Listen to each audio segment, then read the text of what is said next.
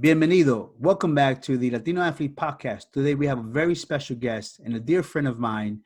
This person is an immigration expert and an advocate for human rights, and he hails from Venezuela. He has his bachelor's degree from La Universidad de Santa Maria and his master's from Pace University here in New York. He also has a certification of international law. Please welcome my friend, Hedwin Salmen-Navarro. Hedwin, welcome to the show. Thank you, Eric. Thank you, Manuel, for having me. When we were speaking about this earlier, but when you invited me, sports. I grew up in sports. Happens to be that you and I are childhood friends, and it touches my expertise. So to me, it's a pleasure to be in here with you two guys and sharing my knowledge and helping out as much as I can. Absolutely, and I'm super excited because this is such an important topic for our community. It's a very important topic for international athletes that come into the U.S. to play either in college or play professionally in the minor league level. Right. So I know a lot of athletes will benefit from this conversation, Right. and a lot of them will benefit from everything you have to say. And it's fantastic because I'm letting everyone know, this is a free consultation. Lawyers in the U.S. are very, very expensive. They're like $500 a minute. So I'm not that expensive. I do immigration law. I'm not. So please take the time to watch this interview from the beginning to the end, because I guarantee there will be some very important information. I guarantee there will be some nugget. I guarantee there will be some content here that you can use for yourself or for a family member that may be going through this. So we start the show with a very similar format. We start the show by wanting to know who you are, Hedwin. We want the people that are watching this video to get a better sense of you and get a better sense of your background. Can you please let us know a little bit about you and what you do? Sure. So I think my bio, the way I would like to go about it is to mention how everybody's path will always be different. And yes, we try to learn from people and we try to look for role models, but I think that we should know that our path will be different regardless of how the similarities are. It will always be different, whether it's because of your doing or it's because of something that life puts in front of you that makes it different. My bio, I immigrate with my parents when I was 7 years old from Venezuela. We immigrated to West New York, New Jersey, town where Eric, you and I met and grew up in. I did my grammar school there. I graduated from Memorial High School. After my junior year in high school, that's when my parents set myself down and my brother down, who happened to be in the first year of college. And they basically said, guys, por muchas razones, incluyendo razones financieras, se nos hace difícil que ustedes vayan a la escuela aquí en los Estados Unidos. So they said, our family's still there, meaning he's talking about his family, my family, they're still in Venezuela. So maybe you guys can go to Venezuela and start your career there. So that's when my brother and I go to Venezuela, and we do, really, for me, I consider it an undergrad. But the reality is that in certain Latin American countries, pretty sure Dominican Republic is the same thing, una universidad, you graduate como un profesional. So I went to Puerto La Cruz, Venezuela, and I eventually graduated, and I became an attorney in Venezuela. Now, my real goal was to come back here and go to law school here and become an attorney here because, I grew up here and this is where I felt my home was. And this is where I really wanted to be and work in. So when I came back to New York, I went to law school in Pace University in White Plains, New York. And I graduated. I graduated in 2003, April 2004. And then I had a really tough time passing the New York bar exam. For those that don't know, the New York bar exam es un examen bien fuerte, que aunque tú te gradúes de la escuela de leyes, tú necesitas pasarlo para poder ejercer aquí en los Estados Unidos. Sin ese bar exam, tú no puedes ejercer. So it was a tough time for me to pass the bar exam. Partly was because I did half of my law studies here. The rest, I did it in Venezuela. I eventually passed the bar exam. And the year that I passed the bar exam, because I had a bunch of, very fortunate back then to have a lot of opportunities, I incorporated. Yo abrí mi propia empresa, mi propia firma en el 2008. Y, I've been taking poquito a poco my whole a professional career as a small law firm in New York City, which is extremely tough. And it's been 12 years since I did it. I'm bringing this up because as for my personal bio, I want people to understand, and athletes especially, because this is about athletes, is that, your path is not going to be the same. It's not going to be the same. I mean, Eric, you're speaking about you guys doing something, a league in DR about people not making it. Maybe the person didn't make it because they had an injury, an ankle injury, and they never got a shot. So they want a second shot, So basically, I guess my theme here is that no path will be the same. Make your own path, and don't be scared about that. En tu paso de Venezuela a Estados Unidos, when you came back to the U.S., what bring you in law school to get on immigration? Well, I love the question. When I was in law school here, immigration wasn't even in my radar. In my mind, because my dad was an entrepreneur, my dad had a store in West New York, New Jersey, in Burger Line Avenue. Eric, you probably may remember this. My mind was international trade, Venezuela, Latin America, U.S. But I wasn't offered a job at the internship or the place where I was interning. So I wasn't offered a job, and then my loans were kicking in, and all of a sudden I got a job offer by a not-for-profit, from a not-for-profit organization in New York, and they happened to do immigration law. And I interviewed, I got the job. I was way underpaid, but it was a job. I could pay my loans. And that was in 2000, that was in October 2003. And I never looked back since. I kept working in immigration law ever since, and I still work in immigration law. So that's the reason why I'm now in immigration law. I think what was really affecting me was that I was working full-time. And I was working full-time because, I like many of us, we don't, we come from non-wealthy, I guess, a non-wealthy situation. My parents weren't wealthy. By no means were they wealthy. And I didn't have a trust fund, and I didn't have a savings. So I had to work. I had loans. I had obligations. So part of the reason why I think I wasn't passing was because I needed to work full-time.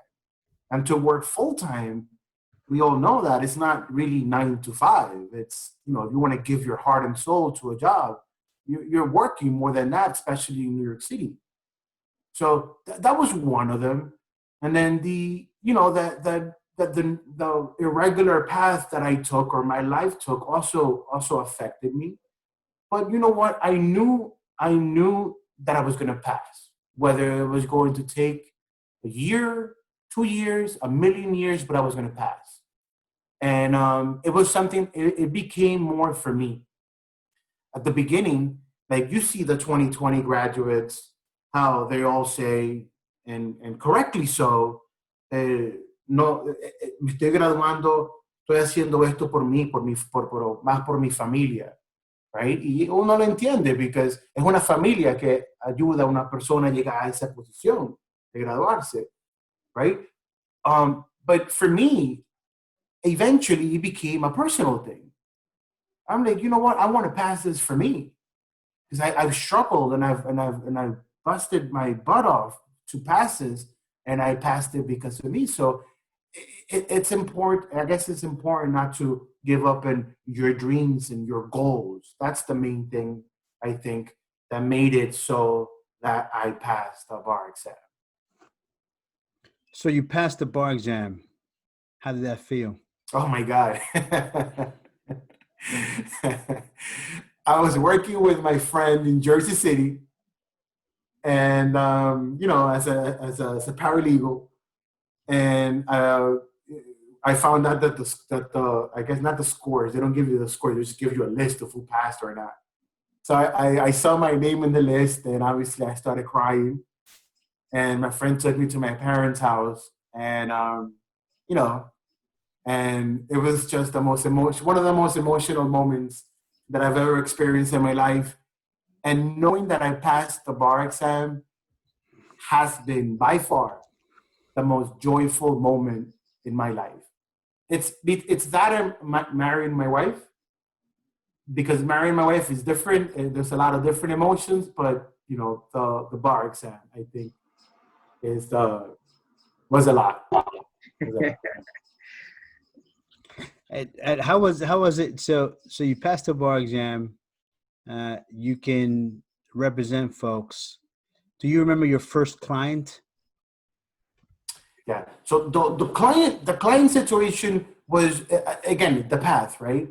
So yo teníamos un neighbor que él era un productor de Radio Amor, SBS, Radio Amor aquí en New York, 93.1 FM, sister stations of La Mega. So él me dijo a mí, cuando supo que pasé el bar exam, Hedwin, would you want to go on the radio and you know, hablar de inmigración, right? And I'm like, what are you asking me? So I said yes. And I guess I didn't understand it. So when I started speaking on the radio and people wanted to connect with me, I guess the on-air personality. So what number can we call you at? And I'm like, I don't have an office. I don't have anything. So I gave my cell phone number. To answer your question, Eric, I don't remember who my first client was. All I know is that my cell phone was ringing, and I just didn't know who it was. I just was very eager and excited to get that part of my life going. Oh, fantastic. You know, I know there's the conversation that we had offline, and we talked about the process and the requirements. You know, obviously you're from Venezuela. I'm from Dominican Republic. I came at a very young age, and being an immigrant, right? Because you could be part of any country. You could be, you know, Europe, Latin America. There's a process to entering the United States, whether it's through a work visa, a student visa, or multiple other ways that we can talk about, you know, ways to get into the U.S. And definitely want to touch on, you know, what's currently the current state of immigration with Donald Trump being the president. And I know a lot of stuff has changed. Right. We definitely want to talk about that a little bit. But in terms of, you know, if there is a young kid, a young athlete that watches this, or with a family member, you know, what is the process for, let's start generic, right? What is the process for a person to come into the U.S.? Okay, so I think that the most important part, or the most common way for a regular person or an athlete in this instance, is to think about what exactly are they ready to do. For example, if you know, they're still in school in the Dominican Republic, and they want to come in and they want to study the English language, then I think an F1, una visa F1 de estudiantes sería la mejor opción para ellos. En cuanto a la visa de estudiante, lo más importante para mí, y siempre lo que le digo a mis clientes, es tú tienes que ver qué escuela tú quieres y tienes que asegurarte que la escuela es acreditada por el Departamento de Homeland Security. Y si están acreditados por DHS y tú aplicas y te aceptan, ellos te van a dar una I-20. Una I-20 es el documento más importante que el aplicante necesita para aplicar a inmigración para la visa de estudiante. Ahora, esa I-20, y este es un error que yo siempre veo, que Eric, tú y yo lo hablamos anteriormente, es uno de los errores que yo veo, que cuando te dan esta I-20, no quiere decir de que tú vas a estar con esta universidad, 10 años. Puede ser que tú aprendiste tu inglés en un año y quieres cambiarte de universidad. Esa I-20 hay que cambiarla. Y hay que cambiarla antes que te cambie de estudiar. Y hay muchas veces que la persona no nada más tiene que cambiarla, pero tiene que ir a la embajada de Estados Unidos para que la embajada le ponga una nueva visa con una nueva universidad en su pasaporte. Si uno no hace eso, muchas veces uno viola su autorización de estar aquí en los Estados Unidos, y cuando uno viola esta autorización es un problema, porque ya ahí te pueden poner en proceso de deportación, y si sales con este problema a veces te ponen a pedir un perdón, un immigration waiver, y para ganar un immigration waiver muchas veces uno tiene que tener mamá, papá, esposo o esposa residente o ciudadano, y un high school student de República Dominicana, de Venezuela, most likely no tiene esto. Es más importante de yo decir qué visa es importante para ellos, es que se asesoren antes de venir para acá, para que sepan cuáles son los do's and don'ts. En ese punto que acabas de tocar, nosotros tuvimos una charla anteriormente con un coach dominicano llamado Alex Mirabel, que nos tocó ese mismo punto donde él decía que esa visa estudiantil de esa escuela, al momento de que tú quieras moverte a otra escuela porque quizás no te sientas cómodo, quizás no te ofrecieron lo que te debieron ofrecer en el momento, entonces decía, bueno, you have to go back to your country to look for another visa. Entonces, que esa escuela nueva sea que te dé la visa. En un proceso para un estudiante que busca una scholarship en los Estados Unidos mediante estas compañías que se basan en estos procesos, ¿qué es lo más recomendable para esos muchachos que no conocen el sistema, que entren a una de esas programas de becas estudiantiles en los Estados Unidos? ¿Qué es lo que se le puede recomendar a ellos para que no cometan el error de no tener que regresar de nuevo aquí a su país, ya sea dominicano o cualquier país en los estados de Latinoamérica, para que no caigan otra vez en ese error tan repetitivo que volvemos y lo cometemos? En el ejemplo que tú dijiste, Manuel, para mí, y ese es el error más grande que hay, y muchas veces por falta de conocimiento, es que si tú estás en escuela A y tú quieres transferir a escuela B, y inmigración te está diciendo, go back. Ok, you could go back. Pero tú tienes que asegurarte que la escuela B te admitió y te dio la I-20, que es el documento que dice que ya tú satisfied todos los requisitos para ser admitido para la escuela de ellos, pero para empezar a estudiar tú tienes que tener tu visa F1. Muchas veces uno puede cambiar de escuela y cambiar de visa F1 aquí en los Estados Unidos, sin necesidad de tener que salir fuera. Ahora, si tú quieres viajar fuera, vacaciones o por trabajo, tienes que pasar por una embajada para que te pongan la nueva visa en el pasaporte. Pero tú puedes arreglar toda esa situación antes de tú viajar. Mi recomendación siempre es que lo arreglen aquí antes de viajar. Correcto.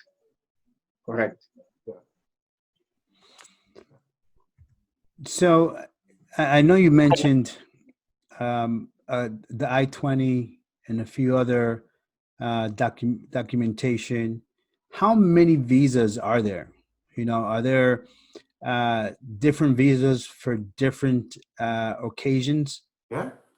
There's many visas for different intentions. What are you intending to do in the States, right? Una de las visas más utilizadas para jugadores en las menores, right, es la H2B, which is basically a professional coming into the States to play in Birmingham, for the White Sox, AA. Ellos vienen con su AA, con su visa H2B para trabajar para los White Sox en AA. Entonces, eso también tiene sus regulaciones, right? Y uno tiene que asegurarse que you meet those regulations and that you continue to meet them, Pero también lo más común, obviamente, es cuando uno viene con su visa de turista. Y lo más importante es que uno siga los reglamentos de esa visa, porque cuando uno deviates o brinca un paso por desconocimiento, eso es un problema, le puede afectar muy, muy grave para el futuro de la persona. Es como cualquier otra visa. So, yo creo que lo más importante es el asesoramiento. El asesoramiento es key. Y lo hablamos también antes, que a veces el problema con los minor leagues es eso, de que, the Birmingham Barons, AA affiliate of the White Sox, maybe no te van a poner una firma de inmigración, fuerte para asesorarte, Pero, a diferencia con el Major Leagues, right? But, maybe es donde uno tiene que asesorarse antes de venir acá, de los Estados Unidos. So does the team that signs these players help them with the process, fill out the application, or is it an agent, or is it a family friend? Who helps once a team is interested in a prospect and he gets signed? Who helps them with that process?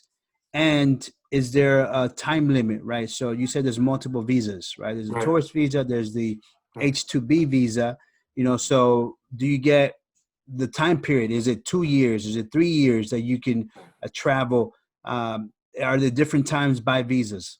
Right. I don't have the answer as to who does it. I am going to assume that the parent ball club, in my example, the White Sox would hire or have a law firm on retainer or an immigration department within their general counsel. I would assume that, but I'm not too sure on that. That's correct. Eso es correcto. Okay. Exactly. Eso es correcto. Eso es correcto. Por ejemplo, y disculpa que interrumpa en este caso, en DR, aquí en Dominicana, cuando un joven es firmado en July 2nd o Julio 2, como todo el mundo conoce el proceso de firma, y no logra o no posee la documentación de visa, entonces el equipo le da una visa de trabajo. No sé si es la I-20 o qué tipo de visa le da, pero le da una visa de trabajo y el equipo es la que se la otorga. Incluso en el Passport Identification siempre dice el equipo a que pertenece. Así es. Entonces dice el equipo y el año hasta que se vence. Incluso cuando el equipo le da release a determinado jugador, se queda con la visa hasta el momento que ya finaliza. Entonces, por conocimiento que tenemos, si un equipo te contrata, en el proceso que tu visa todavía está pendiente con el equipo anterior, entonces ese equipo nuevo lo que hace es una transferencia de visa para que se haga nombre del equipo actual. Eso es lo que nosotros tenemos conocimiento ya hablando con los equipos aquí en la Dominican Summer League y con los procesos que ellos hacen, porque como habíamos hablado anteriormente, antes de comenzar el podcast, tenemos esa facilidad de conocimiento y hablar con los directivos de las academias en base a ese determinado proceso. Y Manuel, regresando para el ejemplo de los White Sox, Luis Robert, el jugador el que viene a jugar con los White Sox, que lo firmaron, center fielder, Luis Robert jugó rookie ball en Dominican Republic. Yeah. Y jugó con los White Sox, right? Yeah. Yo me imagino de que ellos trasladaron toda su visa a llegar aquí a llegar a Chicago, pero la asesoría de un aspiring professional athlete debe de pienso yo, debe de empezar de ellos, no tanto de esperar que un Major League Team le resuelva esa situación. You know, because si es una firma, por ejemplo, una firma tiene 100 otros clientes, that they're busy with other clients, and they're not going to give them the attention that they really need and the understanding of living here in the U.S. y comportándose como debe de ser. Y ese es el otro tópico que you know, I would like to speak about when possible. Yeah, no, absolutely, man. That's been some amazing information. And like I said earlier, I really appreciate everything that you are providing today, because I think it's so important, not only to athletes, but also family members. Asesorarse, right? That is so important. And having that information and having that education, but most importantly, having that person that can provide them Right. that support, right? It's so hard. And, you know, trust is a big issue, especially with an aspiring athlete, especially with an athlete that signs a big contract. You know, once these kids sign a big contract, everyone, hasta los tíos, los primos, los nietos, todo el mundo sabe. Todo el mundo sabe. Oh, se firmó fulano. You know, so we want to make sure that, you know, these kids are protected. And, you know, I want you to, you know, talk about what they can do on their end to protect themselves, right? Even if they're not, you know, getting the right information from their academy or from their agent or from, you know, whoever's currently representing them. Today we have Hedwin, a good friend of ours. We're excited to have him here, and we're very fortunate to have all the information that he is providing today. I know you were talking about the different types of visas that can be used. You know, you also talked about the visas that athletes take when coming to the U.S. I want you to touch a little bit on, you know, once these players are here playing on a visa, you know, what do they have to abide by? What are the kind of like the guidelines? You know, is there a way that an athlete or someone can do something wrong that could affect their status or their visas? Right. So I think that's I don't want to compare whether getting asesoramiento before coming here to asesoramiento when they're here. But if I could compare them, I'm going to say asesoramiento once they're here is the most important. Because once they're here, right? Now, if the major league club or the professional club doesn't give them access to an immigration attorney para que ellos entiendan bien lo que pueden y lo que no pueden hacer, then maybe they need to hire their own attorney, right? Because a lot of the things happen once they're here. For example, I'm going to give 3 examples, 2 in the baseball and then 1 in the non-baseball entertainment. Crimes. Si tú estás acá en los Estados Unidos con una visa, si estás acá en los Estados Unidos con una residencia y tú cometes un crimen, ese crimen puede ser que te haga deportable. Y si un crimen te hace deportable, aunque tú seas una estrella, a ti te van a poner en proceso de deportación. Sí hay manera que esa persona puede pedirle a un juez, por ejemplo, que haga su caso lo menos público posible. Pero la realidad es que a través de una ley que se llama Freedom of Information Act, once the case is finished, I can request that person's file and read from A to Z. So it's never going to be private. So, el ejemplo que puedo decir yo, por ejemplo, Miguel Cabrera. Miguel Cabrera, cuando estaba en Detroit, él tuvo un DUI. Y, no voy a entrar en detalles qué hizo o qué no hizo Miguel Cabrera. Tampoco sé si era residente o ciudadano en ese momento, pero un DUI, por ejemplo, en el día de hoy, es un delito que te hace deportable. In fact, ICE, con Trump, you hit it, you asked me earlier, DUIs are no-no.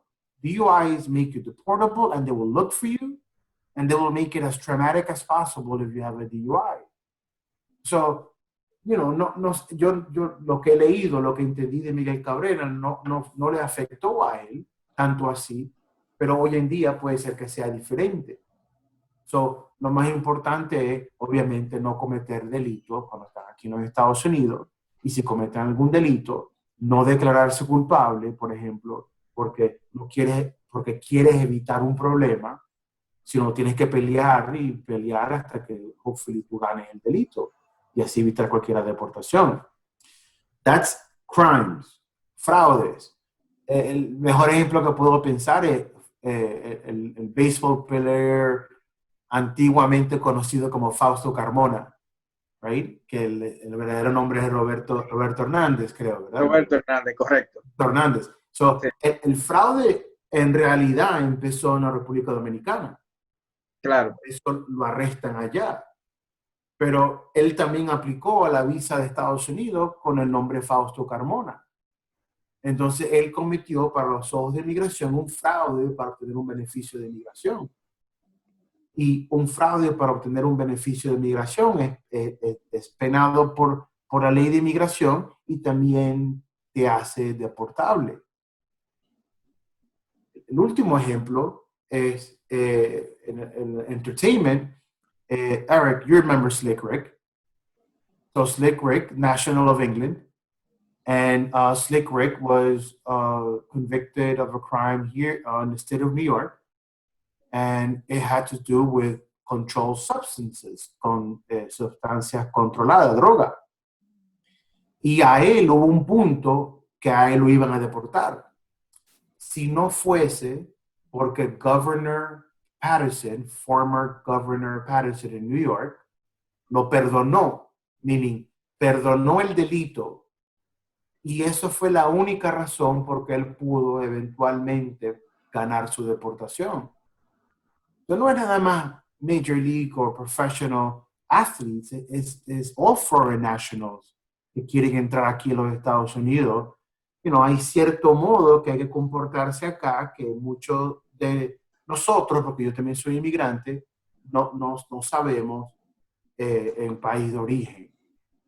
Por eso es que mi consejo ahí es sí, maybe ellos necesitan un abogado o una firma de abogado a nivel personal. Correcto. En síntesis, hasta el momento, han mencionado el caso de que es preferible que los atletas tengan asesoramiento in the US, not in your country, que es más fácil trabajarlo, más fácil de entender los procesos. Ahora, cuando ya vienes con un asesoramiento desde tu casa, desde tu patio, desde tu país, desde tu country, y no es lo que en los Estados Unidos te dice que haga. O sea, tú llegas con un false information about immigration. Right. Y llegas y comienzas a hacer tus cosas allá y cae en el momento y nos vamos al término deportivo, let's go with sports, and you do your stuff in sports and you get in jail, like you said, te puede quedar en proceso de deportación por algún crimen o algo. Volvemos y repetimos lo que acaba de decir, preferiblemente que sea en los Estados Unidos y que sea una firma en los Estados Unidos, ¿verdad? Entonces, aquí lo que quiero es para que el público que pueda ver la entrevista entienda y que la que está viendo ahora entienda que no toda la asesoría que se te da en tu país, como en Latinoamérica somos un país tercermundista, no tenemos todos los conocimientos de todas partes, solamente tenemos el conocimiento local y el básico. ¿Qué relaciones hay ustedes, los abogados que están en Estados Unidos? What is the relationship between you're in the US and your colleagues in the other countries? ¿Cómo van esas relaciones entre ustedes y algunos colegas en otros países? Vas a hacer que muchos de mis colegas en la República Dominicana me tengan odio en esto.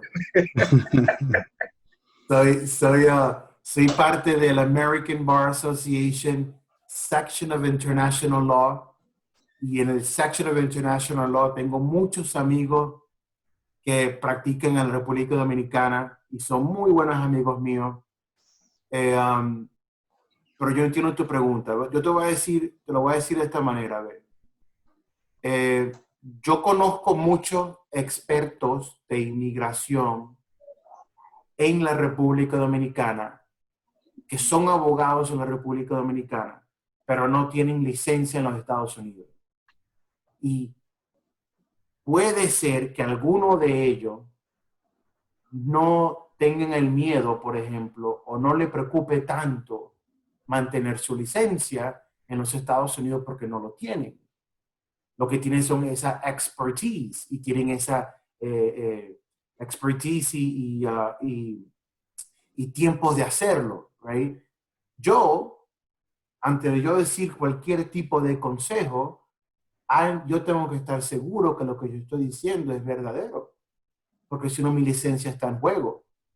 Y ya ustedes saben qué tanto tuvo fuerte para mí yo poder tener esta licencia. So, la diferencia, pienso yo, aunque una persona en DR, sea abogado en DR, sea un experto en inmigración, tenga experiencia, pero es esa licencia que no está en juego y sí está en juego aquí, que para mí es la diferencia más grande. Por eso es que yo sí voy a decir que tienen que hablar con una persona donde está la licencia. Igual que si yo voy para la República Dominicana, yo no voy a hablar sobre mi experiencia. Yo voy a hablar con una persona que tenga licencia ya también. Correcto.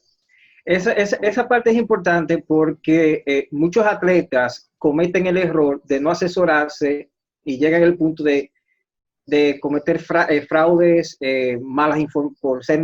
por estar mal informados. O sea, llega el punto. Pero no solamente en Dominicana, donde se conoce por muchísimos años la falsificación de acta de nacimiento, la falsificación con el proceso de las edades, que no solamente tú llegas con a fake name, but you have a fake ID o fake age, que eso sucede mucho, porque Adrián Beltré firmó con 5 años menos de lo que realmente tenía. Entonces, llega el proceso de que when the US find out what you came into the US without problem, they're going to cut you up. O sea, te van a cortar. Entonces, ahí viene el proceso de ustedes. Entonces, la pregunta siguiente es esta. Viendo Donald Trump ahora, como ha cambiado mucho el sistema de migración, y me voy ahora mismo con la pandemia sobre el coronavirus that we all have in common right now, es cómo ustedes, en términos de trabajo migratorio, están trabajando o cuáles son las limitaciones que van a tener ahora con el proceso de coronavirus, porque tenemos muchos atletas que han conseguido scholarships en los Estados Unidos. A few guys will be signing up from the major leagues in a few weeks or in a few months. So, ¿qué ustedes van a tener para poder trabajar con estos procesos de coronavirus? Right. So, 30 segundos antes de responder la pregunta, regresando al otro punto, no es nada más athletes. Las personas normales, individuales, naturales, cuando vienen acá, cometen errores. Prefieren venirse como dicen en Dominican Republic, un machete, en vez de tratar algo legal, right? So, hay muchos ejemplos, pero, el asesoramiento es importante. Regresando a la pregunta de COVID-19, yo creo que el impacto más para los aplicantes es que en la República Dominicana, como todas las embajadas de los Estados Unidos, están cerradas. No hay citas, no van a poder ser adjudicated, no lo van a poner una visa en el pasaporte. El proceso, however, va a seguir, meaning ellos van a poder aplicar, porque el Departamento de Inmigración, el Departamento de Estado, sigue trabajando con menos personas y puertas cerradas, pero ellos siguen trabajando. Lo único que no le van a poder poner una visa en el pasaporte. También hay excepciones a muchas reglas por COVID-19. Es muy importante que la persona, el athlete, hable con su representante para que le explique esa situación. Aquí en los Estados Unidos, everything is closed to the public. The immigration courts are closed to the public. Immigration is closed to the public. Anything to do with immigration is closed to the public, but they're continuing to work. For example, a lot of our cases is deportation defense. And we continue to work, meaning our firm, from home, but we're sending everything via email or via mail. Pero todas las audiencias en persona de personas que no están detenidas están canceladas. So, a nosotros nos está afectando bastante, right? Because, no podemos representar a nuestros clientes en entrevistas, en cortes, etc. Pero sí es importante que todo el mundo sepa que no es que todo el mundo está dormido. Inmigración sigue trabajando y esa wheel sigue andando. Cada agencia es un poco diferente, pero sí siguen andando. So, ahí es el asesoramiento, con personas, con expertos, etc. So what do you think have been the biggest changes from the Obama administration and the Trump administration around immigration? All right. I think the biggest one, Eric, has been the one-sided aspect of dealing with immigration. With President Obama, two things: enforcement first, enforcement of immigration laws first, but also let's get people immigration status because they deserve it, because they've been here, because they have contributed to the U.S. But first was enforcement, meaning let's make sure that we put, criminals in deportation proceedings, people that we really don't want them to be in society, enforcement first. With this administration, it's all been enforcement. And when I say the word criminals, I say it very lightly because people can commit a crime, but people can also rehabilitate. And they could show that they have rehabilitated. And this administration is not really looking at that. They're going at 6 a.m, breaking your door just because you had a DUI in 1998. They were arresting people that have been residents since the 90s, since early 90s, after a short trip outside the United States. And they're trying to come back, and they arrest them at the airport and they detain them, period, until an immigration judge decides their case. And if you're talking about somebody that has been a resident since the early 1990s, this person has a family. And if this person is incarcerated for 6 months or more, what happens to their family? And does this person really deserve to be incarcerated because they did something in the early? Maybe not. Maybe not. So that's, I think, to me, is the biggest difference between the Obama administration and this administration. Got it. Very, very interesting. Had no idea that it goes back that far. And even farther sometimes. And people are still being affected from things they've done, 20, 25 years ago. Right. So that's, had no clue. Right. Thank you for writing that. So I want to touch on a little bit on the reverse side, right? We have athletes here in the U.S. that their dream and aspiration is of becoming a professional athlete. And we know the stats. We know that it's a very small percentage.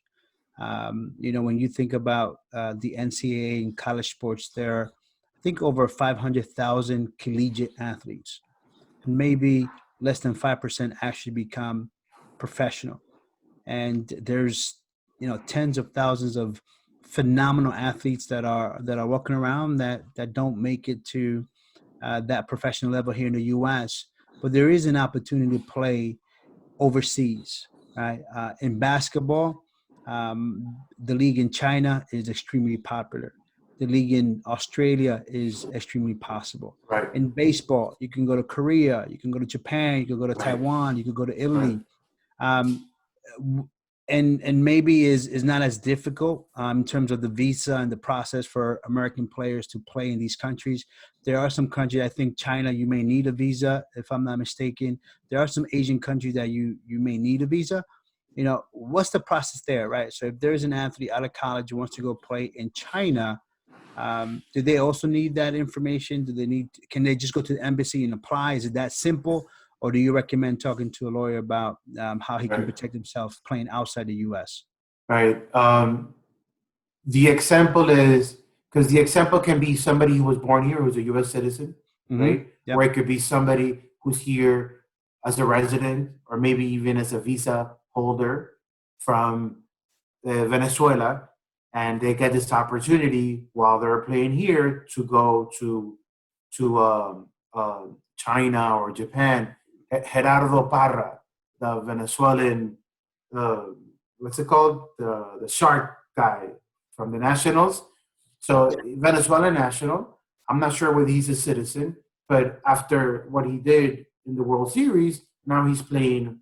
I'm not sure whether it's in Japan. I don't want to misspeak, but he's there right now. So it depends on the situation.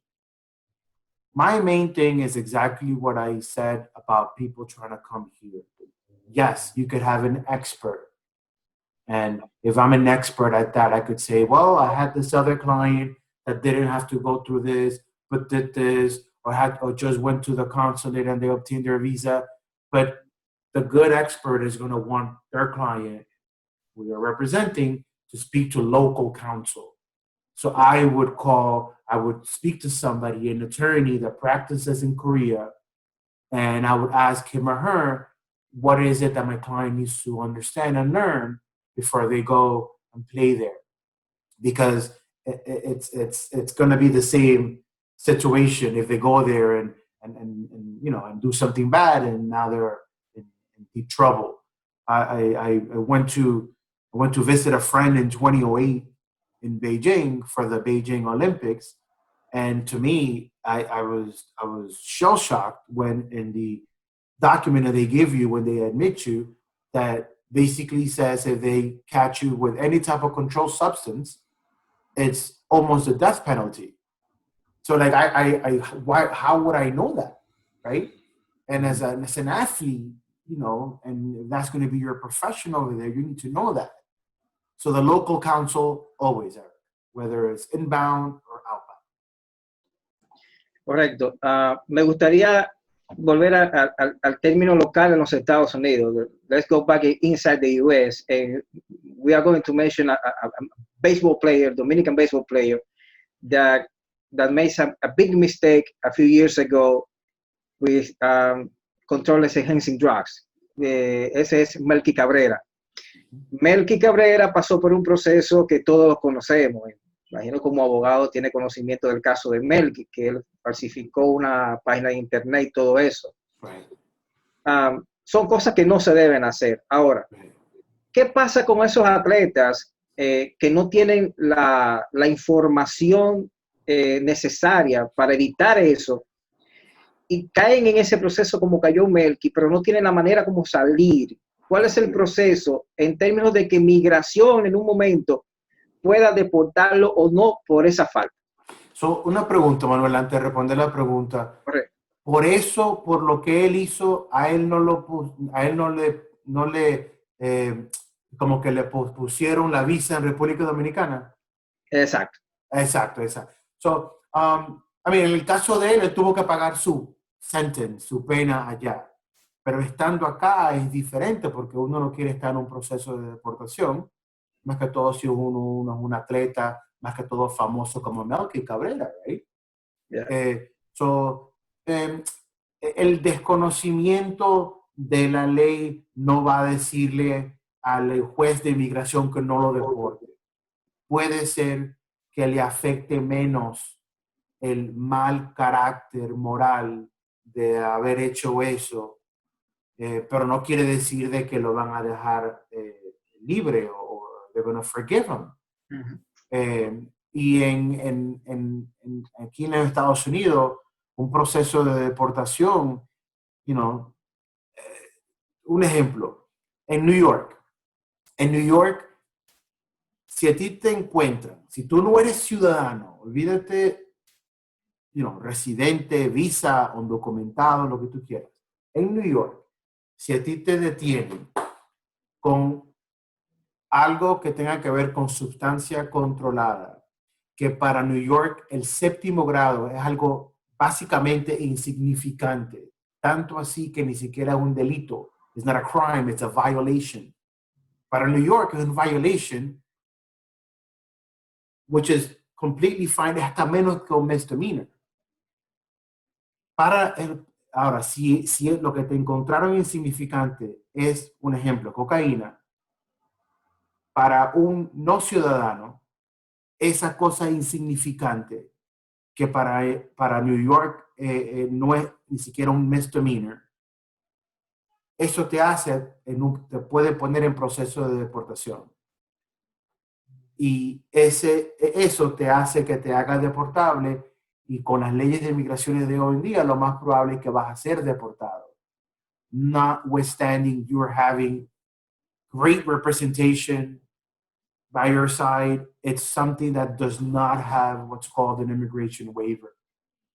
So, again, we go back to understanding the rules, right? Understanding the rules that you're coming into once you immigrate to play any type of sport. Yeah. Yo tengo otra pregunta, y esta te la voy a hacer porque conozco amigos que han pasado por esto. 6 years ago, 7 years ago, nos hemos topado con baseball players that sign a baseball contract as a free agent. But they sign as a free agent and they have a marriage proposal. And they get married to get their paperwork. Esos jugadores ahora mismo están vetados por los Estados Unidos. No pueden entrar a los Estados Unidos hasta que se le cumpla un perdón. O sea, no pueden entrar a los Estados Unidos porque violaron una ley. Le descubrieron que se casaron por asunto de generar papeles. So, la pregunta es la siguiente. Estos procedimientos, ya con Trump ahora como presidente, se ha hecho más excesivo, o sea, más controlado. Ya los perdones con respecto a tú casarte por negocio se han flexibilizado o no. Y si acaso las personas que tienen más de 5 o 6 años esperando el perdón en un futuro puedan recibirlo. So, Manuel, la regla general, y ni siquiera es con esta administración, the general rule is that if you marry for the purposes of obtaining an immigration benefit, te casas solamente para obtener un beneficio de inmigración, eso no tiene perdón. No existe un perdón para eso. Lo que sucede es que inmigración utiliza su discretion, su discreción, para declararte inadmisible. Y lo que yo he visto, que en muchas personas o muchos non-citizens de cierta, I don't want to say the word fama, but cierta fama, que inmigración a veces, they turn their blind eye y no le aplican esa inadmisibilidad. Si demuestran que han hecho muchísimas cosas mejores que casarse solamente por residencia. Pero la realidad, si tú ves el Código de Inmigración de los Estados Unidos, casarse por residencia no tiene perdón. No tiene perdón.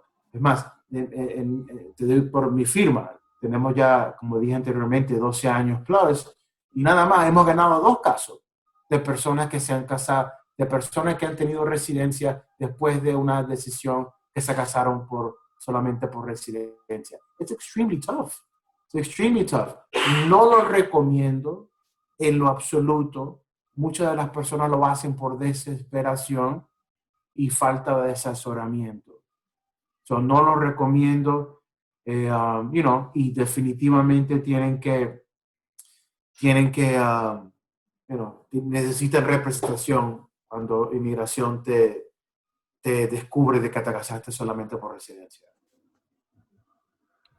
I want to go back to to the athlete scenario, and understanding a little bit more about the immigration laws and regulation, right?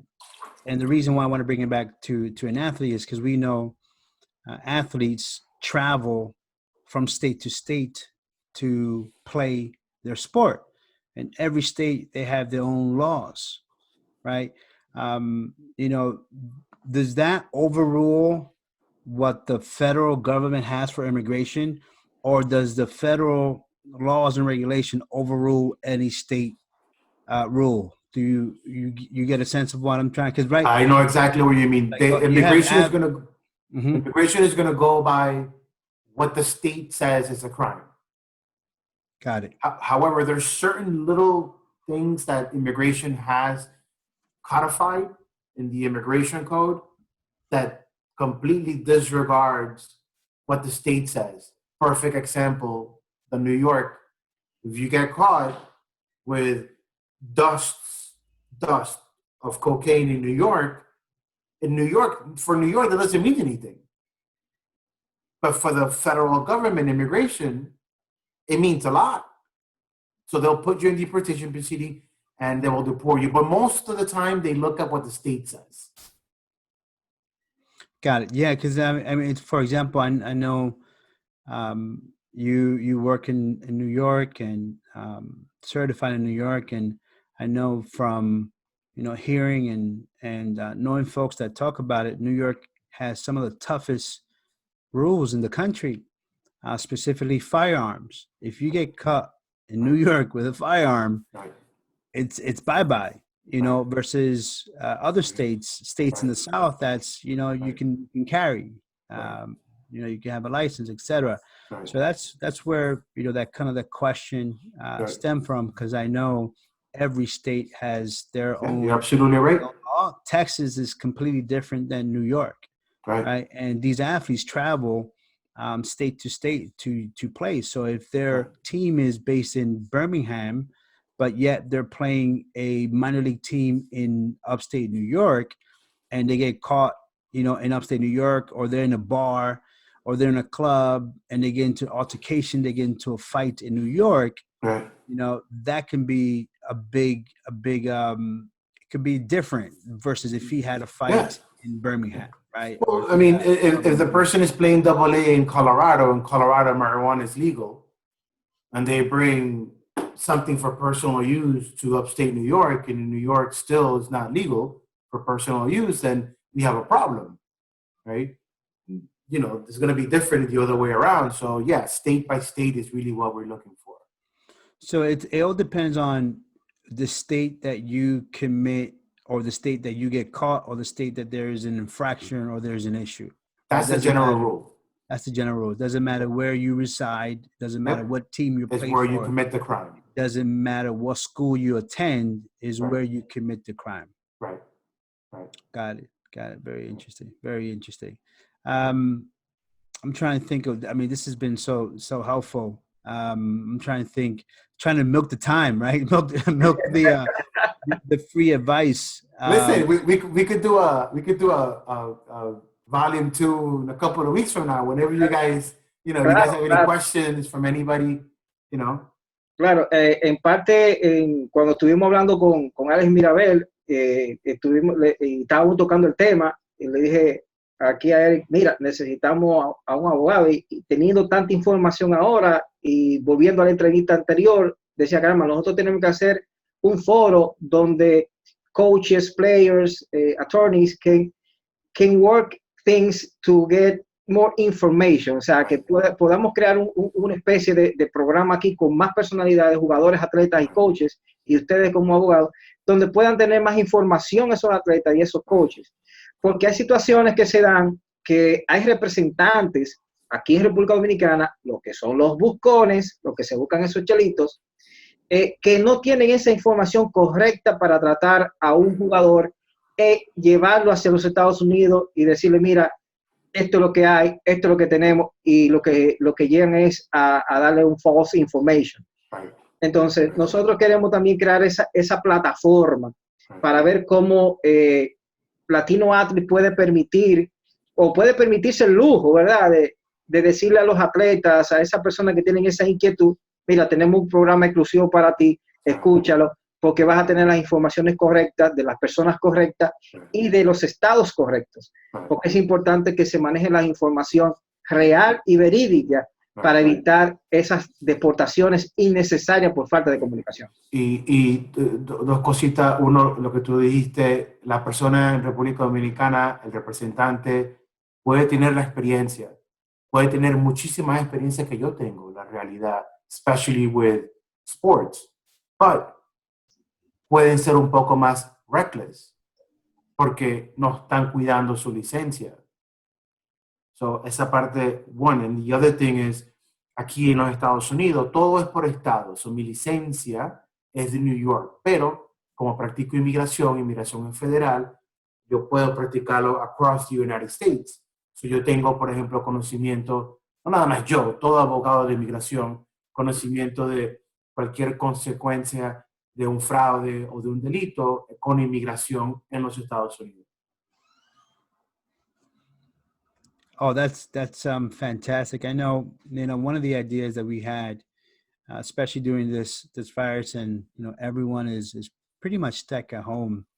We was like, let's create a panel where we can get coaches, agents, representative, and an immigration lawyer, Right. and just have a sit down.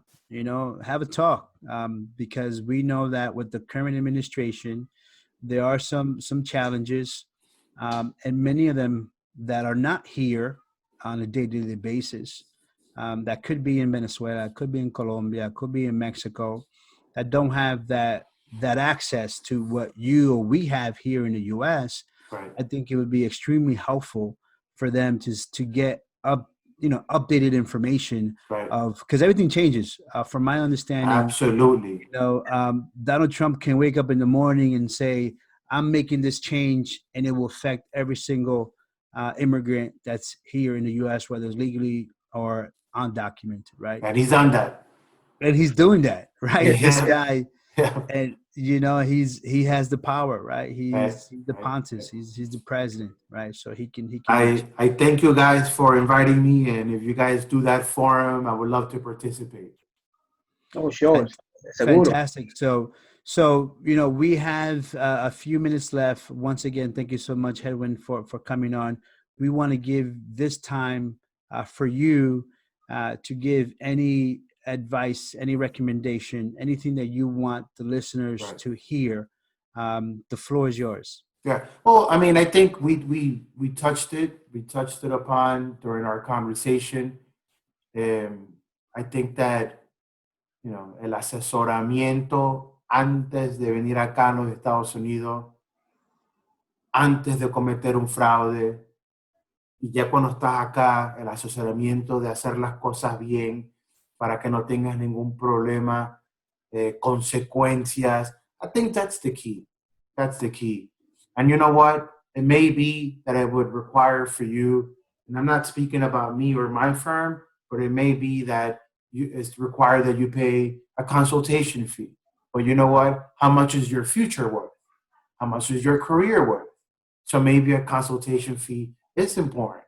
And if you're one of these fortunate people or athletes that are being represented by a firm that is hired by your professional team, knock on their door and ask the relevant questions. Because I just don't see them wanting to have this one-on-one talk with them because they're busy. Everybody's busy. So I think the asesoramiento for me is the number one, I guess, piece of advice that I could give whoever is listening to this podcast. And for other listeners, let us know how we can contact you. What's the best way to reach you? So we branded ourselves with algo que se llama Hablemos de Inmigración. So if you Google Hablemos de Inmigración, you'll see our social media like Facebook, Twitter, YouTube. You will also see our law firm. The name of our law firm is called Salmen-Navarro Law. We have offices in New York City. That's our headquarters. and then we have an office in Newark, New Jersey. And if you Google and you look at that information, you'll see how to contact us, and we're here to help if you guys need it. Great. So how we give everyone a send off, from me to you, from us to you. Thank you so much for joining the Latino Athlete Podcast. We hope all the best from you, and we know we're going to do this again. We're going to do this again. I hope so. I know there's a lot of folks, especially in the islands, especially in Latin America, that need that information. But from my heart, thank you very much. Thank you for inviting me, Eric. Manuel, un placer. Placer es mío propio. Absolutely. Have a good night. You too. Take care. He was very thorough with all the information he provided. He talked about the different types of visa. He specifically talked about the H-2B sports visa. This is the visa that's given to athletes that come play here in the United States. He talked about the importance of having someone, asesoría, someone that has a license in the U.S., and talked about the importance of having that information and that support when you're here in the U.S. He also talked about the issues or the concerns or the problems that some of these athletes get themselves into. Lo delito, lo que hacen, lo que es considerado delito, depending on the state. So if you get involved in an altercation, or you get in trouble, or you commit a crime, or you commit fraud, he talked about the penalties and what can occur for you as an athlete. He also mentioned very, very important, muy importante, that if you're an athlete and you play for minor league baseball and you're here on a visa and you want to move or transfer, or if you're a student athlete and you're on a scholarship and you are attending a university and you want to transfer to another university, you don't have to go back to your country to reapply. You can do everything here. You can do the application and you can be part of the process here while you get approved for your second visa to be able to transfer to another school. That is very important, because a lot of these kids think, well, I have to go back to my country and reapply, and there's a process, and they get discouraged and they don't do it and they transfer, and then a few months later they don't have no visa and they're here illegally. So it was very, very helpful to get all that information from Hedwin, and I'm happy and excited, super happy that he was able to provide that to us.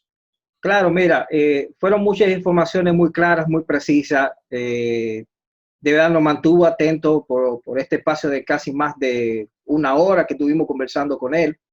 Y te digo, hay casos de atletas que se casan solamente por asuntos de papeles y siempre esperan en el sueño diplomático que hay, en que sí, te vamos a dar el perdón, donde él explica que eso es burocracia, en pocas palabras.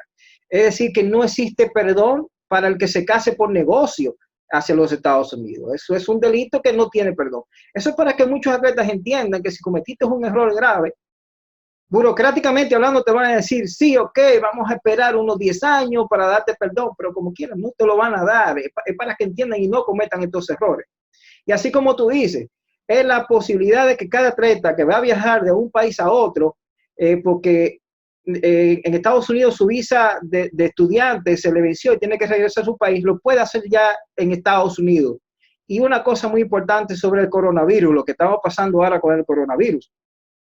Él comentó que a pesar de que está todo a puerta cerrada, migración se mantiene trabajando, que eso le da la oportunidad de seguir haciendo el papeleo. Quizás no vas a recibir tu visa ponchada en tu passport, pero sí va a seguir trabajando y el proceso se va quedando ahí en agilización hasta que esto vuelva a su normalidad o a la normalidad que el coronavirus le dé el deseo de dejarnos a nosotros en realidad. Pero sí, muy contento. Yo creo que este podcast va a llegar a muchas personas porque a abogados que hablan de migración en programas de televisión diciéndose que son los gurús, lamentablemente quizás no lo sean porque no tengan su permiso estadounidense para hablar de migración y solamente se quieren ganar los chelitos aquí y todo el mundo cae bajo ese proceso. Yo creo que se habló mucho, se habló bastante, quedaron muchas cosas que quizás no tocamos por asunto de tiempo, pero we hope that in the next podcast that we do with him, we can arrange those type of questions. Podemos decimos, we want to talk about Cuba. What can people do in Cuba? Cuba the US, US and Cuba, those athletes, ¿qué es lo que pasa con los jugadores cuando defectan de Cuba y quieren ir a Estados Unidos? Van a México, van a Dominicana, van a otros países, ¿cómo llegan a Estados Unidos? O sea, what is the process para que migración lo pueda dejar entrar? What is the process to immigration to let them in? O sea, todo eso queremos en la próxima ocasión conversarlo con él para ver entonces ya tener un panorama más general, más completo de lo que es la migración, no solamente en general para cualquier latino en Estados Unidos que vaya a hacer vida normal, pero también para ese atleta que quiera hacer su vida deportivamente hablando en los Estados Unidos.